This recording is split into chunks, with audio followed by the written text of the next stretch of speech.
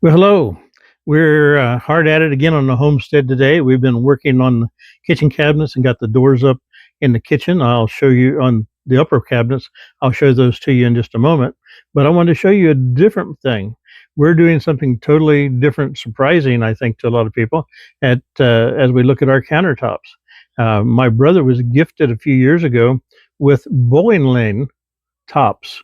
And I didn't realize those were not all solid material, but this has a top that's about 3/4 of an inch thick.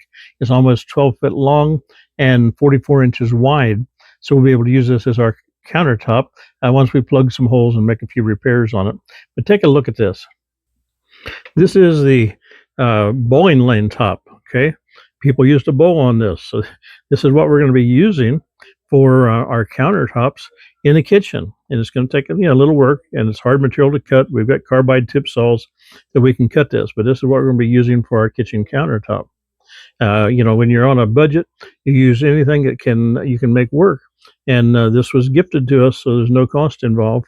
And a piece of material like this at Lowe's is like $500. So we'll see how this works out. He had another piece of material also that we brought home because we want to make a island in the kitchen. So we're going to be using this in some way to make an island in our kitchen. So we'll see how that works out. Let me take you inside and show you how the cabinets came out. Well, if you've ever had any work done in your house, especially in the kitchen, you know how inconvenient it is. So we've been struggling with doing things and trying to get things set up for when we take out the sink next week. We'll be without a sink for several days probably as we start ripping out all of these cabinets. We've got them almost completely cleaned out, but they ought to be taken off the walls because the countertop off, and then we need to start working on repairing, replacing.